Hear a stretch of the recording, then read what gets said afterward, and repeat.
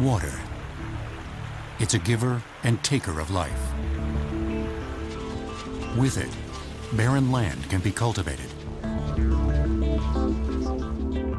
Without it, no life can be sustained. Because human history is replete with cycles of drought and flood, we have sought both to conserve and to protect ourselves from this destructive yet essential resource. If you're going to develop the resources of a nation, you want to not let the river just flow into the sea without making some use of it. And we maximize our water use with dams. There are an estimated 900,000 dams worldwide. Most are small to medium-sized. But 40,000 are over 50 feet high. The most familiar dams, the mega dams, a select club of about 300 over 450 feet high, are vital pieces of civilization's infrastructure. In the 1930s, we in the U.S. realized that we could manage entire river basins, not just one single dam at a time, but dozens. So we began developing river basins on a vast scale. It is scale that makes dams unique. In the 1930s, dams in the United States became the largest constructions on Earth, and more than just huge feats of engineering. They were seen as monuments, as symbols of progress. We're using more material than has ever been used before since the time of the pyramids. And that's something that you celebrate. Grand Coulee Dam is the largest concrete structure in the United States. Other giants include Hoover Dam and Oroville Dam. But they are not new. And because of environmental opposition and the lack of new sites on America's waterways, no dams this size will be built again in the United States. We have essentially built as many as we need or is feasible to build. Dams do not create water. There has to be water that can be manipulated through them to make them viable. In America, we have done that. But when the U.S. was building big dams, the developing world was taking note, and with increasing regularity has followed suit. Aswan Dam in Egypt, Itaipu Dam between Brazil and Paraguay, and finally, the most ambitious hydroelectric dam in the world, China's Three Gorges Dam, which will exceed all other dams in size and power production. Like any hydroelectric facility, Three Gorges Dam will harness the power of water released from an elevated reservoir to drive turbines and produce electricity. This process is standard. What's unusual is how much electricity it will produce. The hydroelectric generators that are attached to this dam will generate 18 million kilowatts of power, an enormous amount of power, the equivalent of 18 nuclear plants. That's enough electricity to light up Shanghai, China's most populous city of almost 10 million people. Construction on the Three Gorges Dam began in 1994 with the digging of a canal to reroute the Yangtze River. Earthen dams diverted the river's flow around the construction site. In the case of the Yangtze River, it's the third largest river in the world, needs to be completely diverted for a period of over 10 years while the dam is being built. Holding back the flood-prone Yangtze River has long been a top priority for the Chinese. Over the last 2 millennia, the Yangtze River has averaged a major flood once every 10 years. But in 1918, it wasn't flood control, but hydroelectricity that compelled China's revolutionary leader Sun Yat-sen to promote a Three Gorges Dam project. The country's instability sidelined the project until floods in the 1930s and 1950s killed hundreds of thousands of Chinese, spurring Chinese officials to begin planning in earnest for a dam with a massive reservoir that could reduce flooding and produce electricity. Because of the enormity of the project, the dam remained in the planning stages until the People's Congress approved it in 1992. Plans called for a 607-foot-high, 1.4-mile-long concrete gravity dam with two powerhouses flanking a central spillway, capable of passing 3.5 million cubic feet per second of the river's water. Three Gorges Dam would contain 35 million cubic yards of concrete, enough to lay a 16-foot-wide highway across the U.S., more than 10 times. In 1997, with the diversion canal keeping the site dry, workers began pouring concrete. In a dam, you start by creating what's called lifts of 2 to 3 to 4 meters, where forms are put on the side to keep the concrete in a certain designated area. Then concrete's poured in that area. After pouring concrete for 10 years, workers finished the main structure of the dam in 2006. An estimated 250,000 people have worked on this $22.5 billion project, the costliest and perhaps largest construction project in modern history. Many times, big projects in developing countries are built by large American or European companies. But the Chinese decided they wanted to build this mostly on their own, with help in specialized areas from Western engineering companies. With the dam structure complete, the river was returned to its natural course and impounded in the 400-mile-long reservoir behind the dam, inundating 13 cities, 140 towns, and almost 1,400 villages. The most dramatic chapter in an ongoing relocation of an estimated 1.4 million people. Some experts predict that relocation costs will equal the cost of the dam itself. Adding to the controversy surrounding the dam is the fact that its reservoir will flood countless sites of historical and archaeological importance and inundate some of the area's most fertile farmland.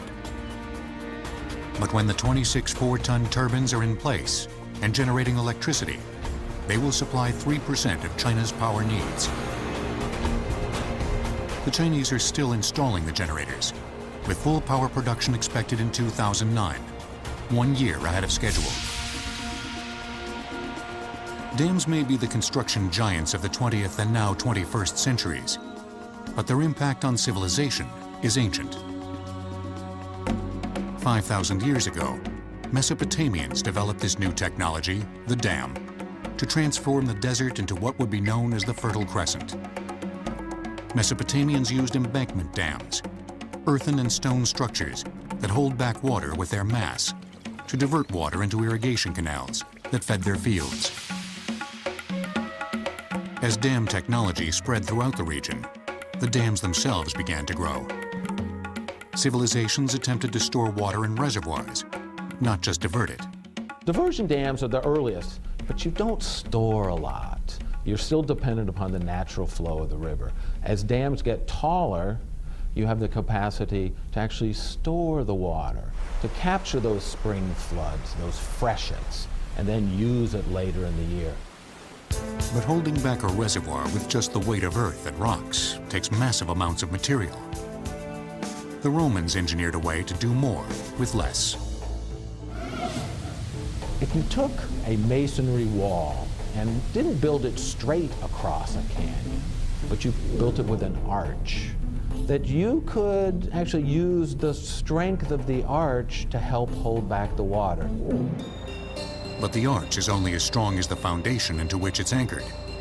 Arches were suited to narrow areas with solid rock foundations.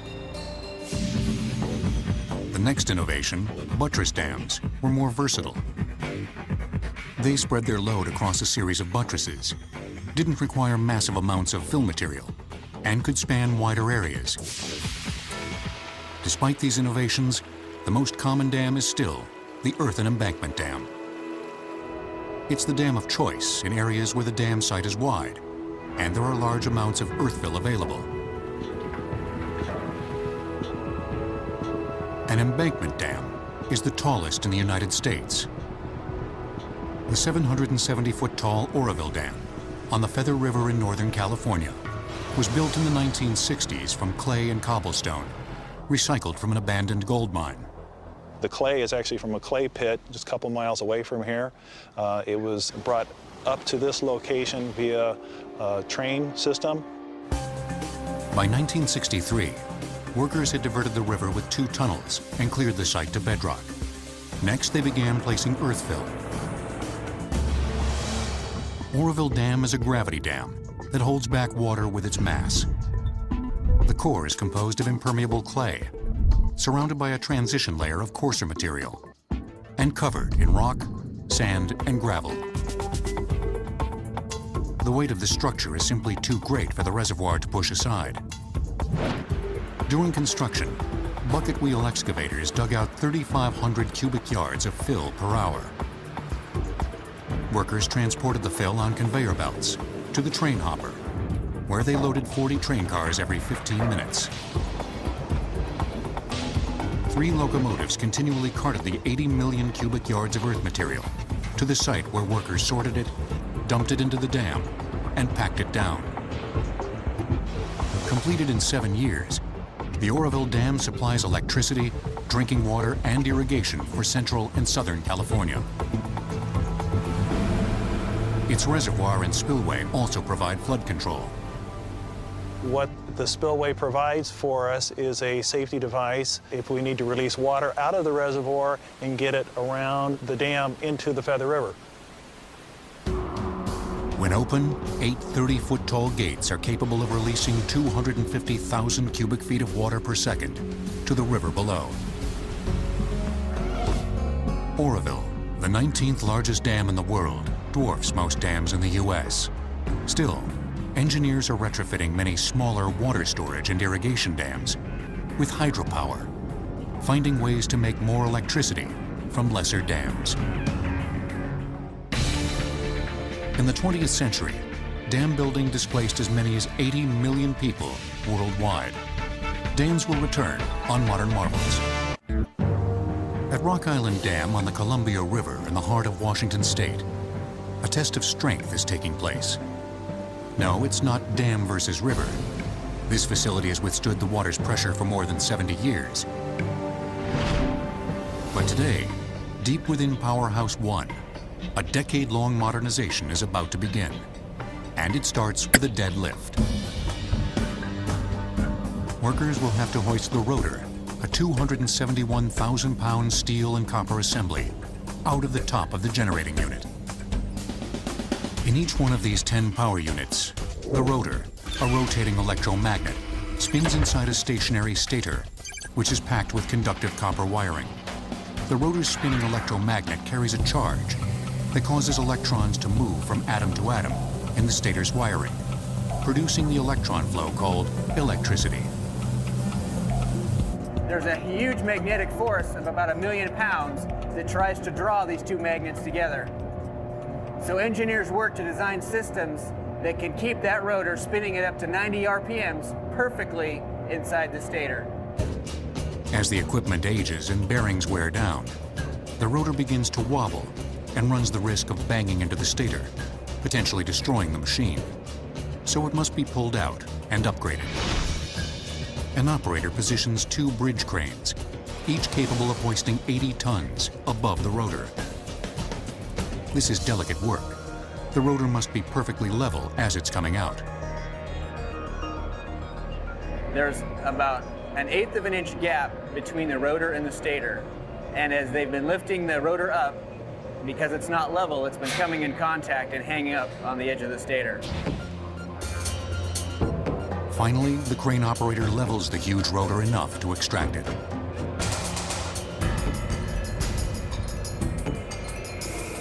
The cranes cart the load the length of a powerhouse and gingerly set it down. This unit was originally installed in about 1953, and this is the first time it's been out. So it's been in service for well over 50 years. Over the years, insulation and copper windings have worn down from exposure to heat, vibration, moisture, and oil. Wear and tear decrease efficiency and can shut the generator down. The rotor will sit there for about 4 months while work crews remove the old copper laminations and install new copper laminates of improved purity and design. the Rock Island modernization will take 10 years and cost $180 million. The project will extend the life of the powerhouse another 50 years. After the upgrade, the dam's power plant will produce 10% more energy from the same amount of water. This idea, using dams to generate electricity, began at the end of the 19th century with the advent of power lines that distributed electricity over distances. Private utilities began to build hydroelectric dams, even in remote areas. The coming of hydroelectricity and the coming of electric power systems in the 1880s and the 1890s really has a huge impact on why people want to begin to build dams in many, many different locations. Over the next 100 years, states and industries hungry for water and power began damming up virtually every major river in the United States. In the 1930s, President Roosevelt, in an effort to stimulate the depressed economy, authorized the building of some of the country's largest dam projects, including the Shasta, Bonneville, and Grand Coulee dams.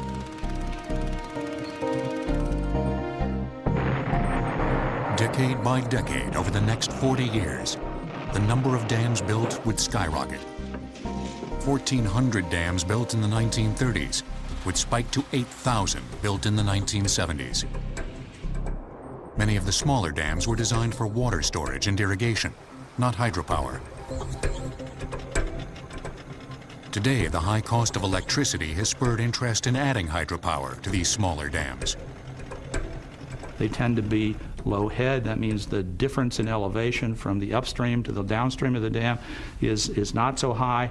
And these were not so economical to develop and to extract power from these dams, which were often there for water storage or for navigation. But today there is an interest in developing special designs for these low head dams. Every project for Voith Siemens, a 140-year-old German company with a hydropower design facility and manufacturing plant in York, Pennsylvania, calls for custom design.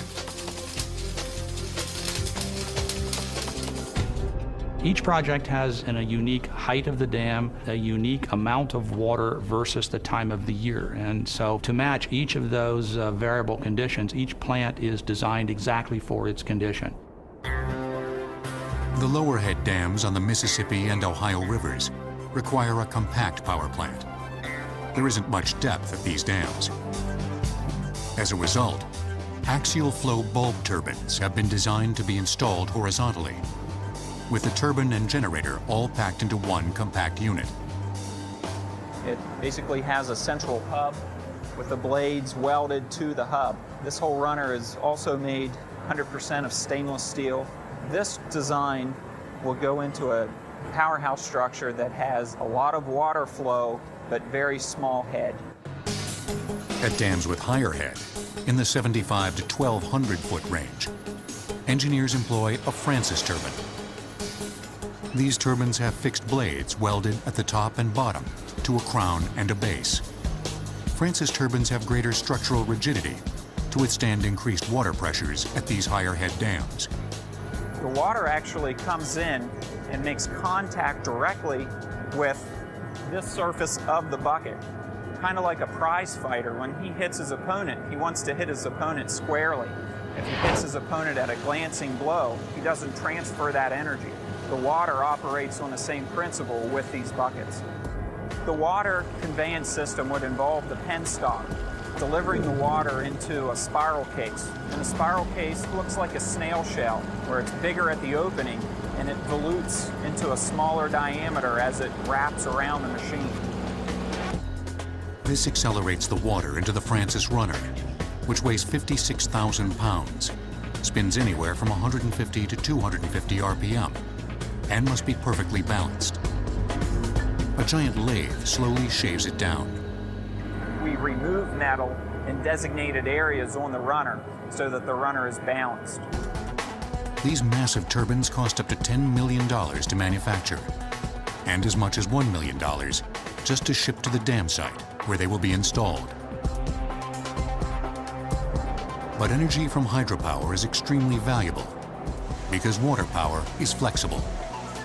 One of the great advantages of hydro is you can turn it on and off relatively quickly. If you have a big coal-fired steam plant and you get that baby going, you can't turn that off very easily. It might take days to cool down, and it's going to take days to heat back up. With hydropower, you can actually turn those valves and in a matter of minutes go from nothing up to full power. And that's its great advantage. But when these hydroelectric barriers block once free-flowing rivers, how can ships and fish get around the dams? Hydropower is responsible for about 20% of the world's electricity. Dams will return on Modern Marvels. Today, the Columbia River is a vital shipping route, flowing from the Canadian Rockies in British Columbia through Washington and Oregon. Dams have made this possible, but only with some clever engineering. The Columbia River is the United States' largest gateway for the export of wheat. About 8 to 10 million tons of cargo each year moves on the river. It's valued somewhere between $2 and $2.5 billion a year. The dams on the Columbia River in Washington State, like Rock Island Dam and Grand Coulee Dam, don't have locks and don't allow ship passage. But just to their south, 8 dams, each with a lock, transform the Columbia and its tributary, the Snake River, into a water highway spanning 465 miles from the Pacific Ocean to Lewiston, Idaho. Okay, starting to come ahead here in a minute. A tug pushes 4 barges, each one the length of a football field, up the Columbia River towards the navigation lock at Bonneville Dam. I'm going to open up the downstream gates, and the green light for them to come in. And at that point, he's almost dead stop. Otherwise, he would just ram right into the wall. On dry land, you wouldn't want to negotiate a parking spot this tight. 650 feet is the largest tow you can put in, and you might have, a foot, 2 feet to spare on either end. So it's pretty tight. It may be tight, but this lock is the only way to lift boats up 60 feet and over the dam. Once I get the gates closed, I miter the gates, pushing them together, and then I start filling the water by operating 2 Tainer valves. Now these Tainer valves are valves that come open and lets the water come in, run in through the bottom, and fill up the locks. The lock is a glorified bathtub. You have a large empty structure. You have gates on either end. There are no pumps involved. This is all gravity. But if it's a bathtub, it's a massive one. The lock at Bonneville Dam takes 10 minutes and needs a staggering 30 million gallons of water each time it fills. Once it gets them up, I open the upstream gates, give them a horn, a green light, and verbally tell them they're cleared to go. You'll see that agricultural and forestry products coming downstream, going upstream, fuel, fertilizers. The cost involved in that is so minimal compared to if you had to put them all on trains or if you had to put it all on trucks. And you'd have to if it weren't for Bonneville Dam. Built over a 5-year period during the Great Depression, the dam deepened this rocky narrows, making it passable for shipping. Bonneville Dam is a concrete gravity dam that measures 180 feet thick at its base. Size-wise, the 2 powerhouses are roughly 1/4 of a mile long apiece. Same thing with the spillway. We have a little less than 2 million cubic yards of concrete between the 3 structures. We generate about a little over 1,000 megawatts of power. The largest dam in the area, of course, is Grand Coulee. They produce 6 times what we have. Completed in 1941, Grand Coulee is the largest concrete dam in the United States and typifies the multi-purpose role of the dams on the Columbia River. The dam is used for power production, flood control, and irrigation. If you think of the Pacific Northwest as the states of Washington, Oregon, Idaho, and the western half of Montana, about 2/3 of the power that is consumed in those 4 states is produced by hydropower region-wide. Though beneficial to people, the dams on the Columbia River are damaging some of the river's original inhabitants, fish and in particular, the region's salmon populations. Salmon hatch in the river, migrate to the ocean to mature, and return up the river to spawn. The dams present a huge obstacle to migration, particularly to the small juveniles, or fingerlings, heading out to sea. At each dam, you have a very high percentage of juveniles dying, and it's additive. So if you're looking at 10 to 15% at each dam, you've already lost a really large chunk of your potential run size before it even goes to the ocean. The natural tendency is, if you're generating power, is the water is in essence driving the fish down toward the turbines. In an effort to reduce losses, the Army Corps of Engineers has installed a number of structures to protect fish, including fish screens. Submerged traveling screens. They are large structures that slide down in the upstream side of the dam, and then they angle out, and then they have a motor on them. The fish come down, catch the current, and then they're directed into a bypass system. The bypass system simply is water flowing around the structure rather than through the structure, and then they're deposited downstream. During this process of moving the fish around the dams, workers at the dams are able to collect about half of them, which are then loaded into barges and shipped downriver directly to the ocean. Barging reduces fish mortality at the dams, but trauma experienced en route may simply lead to a later death in the ocean. Adults returning to spawn can use man-made fish ladders to pass over the dam. At each of the dams, there is a flow that comes through the ladders that attracts the fish. The fish then, in essence, are swimming through a small man-made stream, rising 2 or 3 feet at a time, moving up the 100-foot rise in most of the dams on the Columbia Snake system. Fish ladder is a path that allows you to go around the dam. You get fish waiting down at the bottom for a chance to get up, and they're using up their energy there, and then they have 20 or 30 miles of slack water lake to swim through. When I first got to this project in the early 1980s, hydropower was king. If something interfered with hydropower, we didn't do it. Now, fish is king. And if it interferes with fish, we don't do it. If that means shutting off a powerhouse, that means shutting off a powerhouse. But why has fish welfare become so important? The main reason, of course, is the Endangered Species Act. That, of course, gives it a lot of clout. So with the runs getting dangerously low, every fish is important. There is tremendous amount of effort going in on the part of the various agencies to make sure that fish can get up and down past these dams. But at the end of the day, we've got a lot of runs that are upstream of the dams that are not doing well, and there's problems with them. But the big dams are probably here to stay. There's little debate that hydropower is far cleaner than electricity derived from fossil fuels. But when dams fail, whole communities can be wiped out. Who is looking after our aging inventory of dams? As many as 1 million adult salmon and steelhead and 50 million fingerlings pass through Bonneville Dam in an average year. Dams will return on Modern Marvels.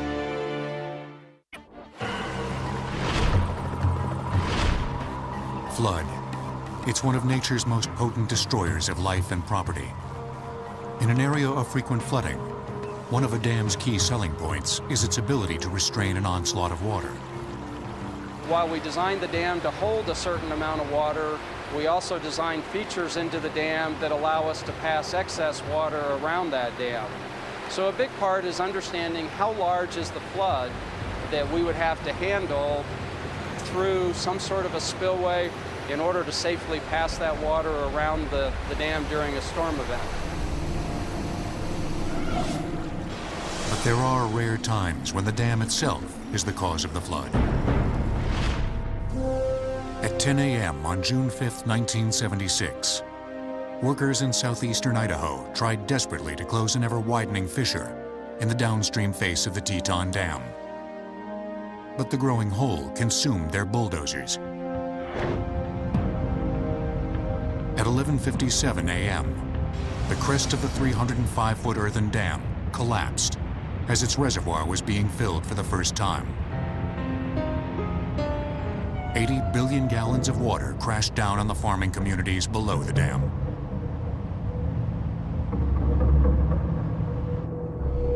Directly downstream, 5 communities, Rexburg, Sugar City, Wilford, Salem, and Hibbard, were swept away. The wall of water ripped buildings from their foundations. 80% of Rexburg was inundated and damaged. The riverbank community of Sugar City virtually disappeared. The flood killed 11 people and 16,000 head of livestock and caused hundreds of millions of dollars in property damage. Loss of life would have been far greater had there not been time for an evacuation.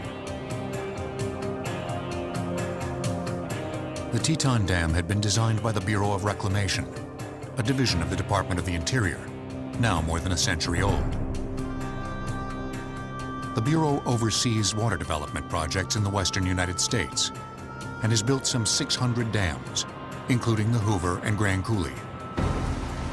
Teton's collapse marks the lone failure among the Bureau's major dams. It led to an investigation that revealed 3 main causes of the catastrophe. There were open fissures in the foundation. Those conditions could have had more attention given to them during the design of the dam. There was a very challenging core material. The core material that was available locally was a silt material, which is highly erosive, and so it has to be very carefully protected. And really the third contributing factor was not having some defensive measures that we now use on a regular basis when we're designing embankment dams, namely being filters to keep the embankment materials where they belong.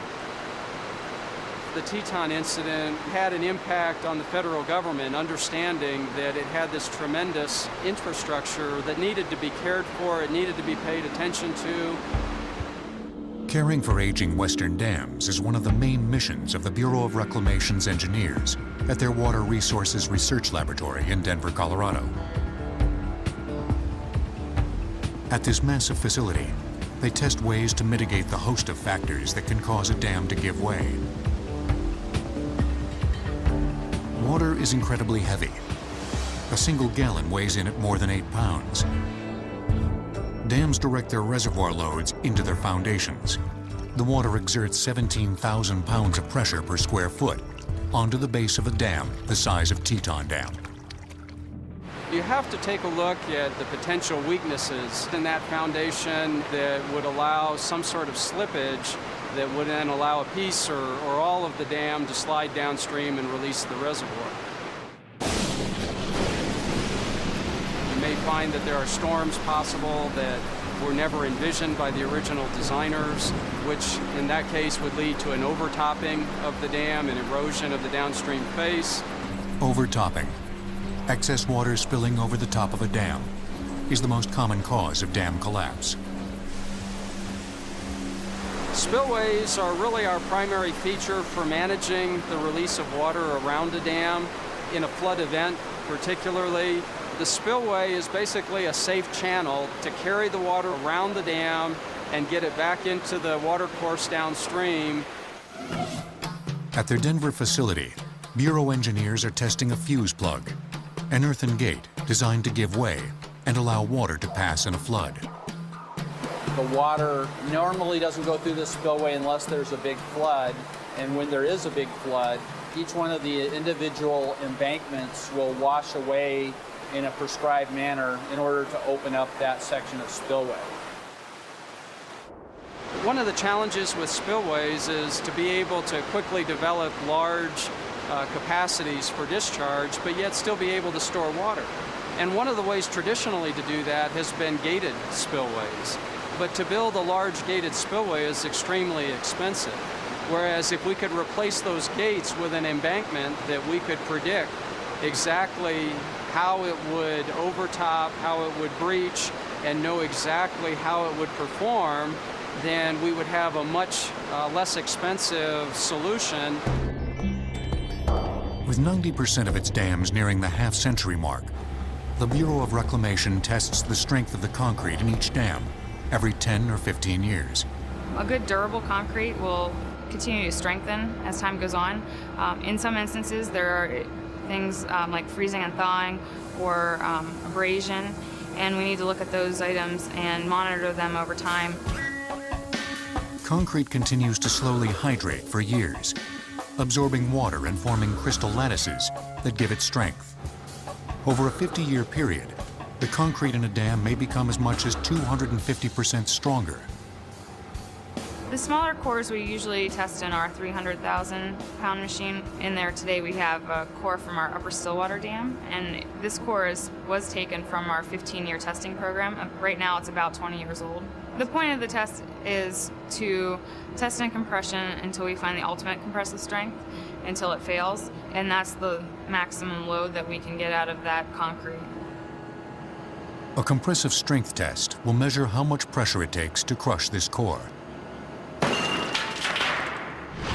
This cylinder just broke at 7,000 psi, which is slightly higher than we were expecting, which shows us that it's continuing to gain strength over time. Dam failures, while catastrophic, are also unparalleled learning opportunities. We had a significant incident with Teton Dam. We feel like we've learned some tremendous lessons.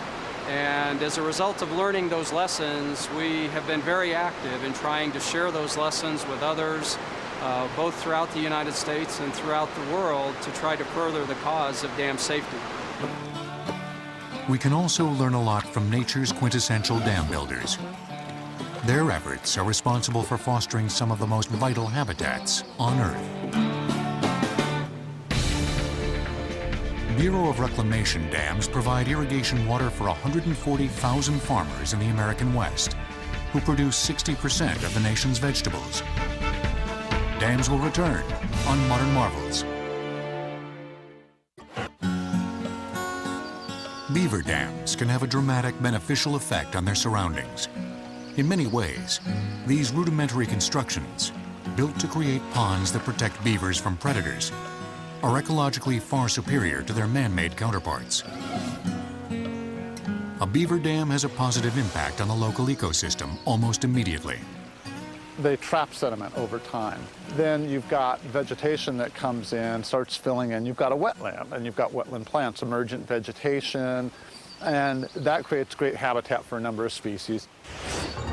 Big dams often simply submerge riparian habitats, the lush life-sustaining areas beside rivers. Beaver dams have the opposite effect. Some studies have shown something like 7 to 8 times as much riparian habitat as a result of the beaver dams coming in. Unlike large dams, which often store seasonal spikes in water volume, beaver dams don't block flows that are vital to the river's ecology. It's habitat creation during those high flows. When you actually have a river depositing organic matter, creating this variety of habitats, it opens up new habitat for all kinds of species to explore, not just fish. When you take out the variation in a river's flow, the fish and the bugs, they start to fade away. They're not getting the temperature cues and the volume cues that they need to complete their life cycles. Water held in a large dam's reservoir stratifies, altering the temperature and chemistry of the water in the river below. The water in a natural river is highly oxygenated, and it's roiling around. And when that river is dammed, you're basically changing this highly oxygen water into a slack water lake where the oxygen levels on top are bound to be very low and probably lower underneath, which is fine for lake fish, but not for riverine species. Some of these river fish, like salmon, are vital food sources for humans, and water conditions at dams contribute to their declining numbers. Today, U.S. salmon populations are a mere 6% of their historic levels.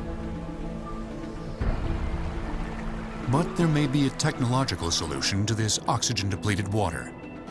We've developed hollow turbine blades. Normal turbines are made of a big cast steel component and they're solid, but utilizing these hollow turbine blade designs, we're able to draw air into the turbine in a cloud of small bubbles. They pass oxygen from the air bubbles into the water and therefore increase the dissolved oxygen in in the water downstream of the dam, and that's great for fish.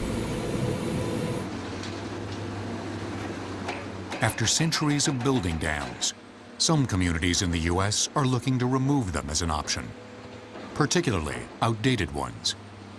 Communities are really embracing that where it makes sense. Roughly 550 or so dams have been removed in the United States already, over 200 since 1999.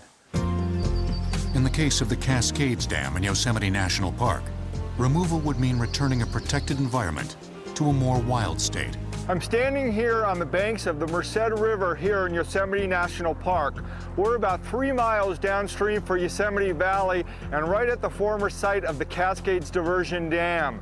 This dam was built in the early 1900s to generate hydroelectric power for Yosemite Valley. When the dam was taken offline in 1985 and no longer produced power, the dam and its structures were obsolete, so we as the National Park Service decided to remove the dam. Completed in 1917, the 184-foot-long timber crib dam was constructed of logs spiked together to form cribs that were filled with rocks. Sheathed with redwood boards and flanked by 30-foot-high concrete abutments, this rudimentary dam presented challenges to the planners of its removal. There was a huge concern that we would remove the dam and there would be this huge washing of sediments downstream. What had cost $200,000 to build would cost $2.8 million to demolish. After 3 years of planning, a crew of 30 working with a bulldozer and an excavator removed the dam in just 2 months, November and December of 2003. Workers diverted the river to one side, removed half the dam, and then rerouted the flow back and demolished the other side of the dam. Engineers had tested sediment levels and found them to be low, so sediment didn't wash down and choke the river, as they had feared. Workers used excess sediment to fill the hole where the dam had been. With the dam out of the way, the environmental team set about restoring the habitat to that of a free-flowing river. We had a number of areas to look at. We had the channel itself that was going to be exposed. We had a floodplain, and then we had this bank. And each of them had their own unique issues. The channel itself was going to drop 12 feet. That means that the water table is going to drop 12 feet. The floodplain is going to expand, and that's a great opportunity for us because that's a very biologically rich area for plants and wildlife. Overall, we planted about 3,000 seedlings here on the floodplains, all wetland species from the area. People that drive by this site would never know there was a dam here. It is tremendously gratifying and exciting for me to be able to see the Merced River in its free-flowing state and to be a truly wild and scenic river. Finally, after so many decades, the river flows freely.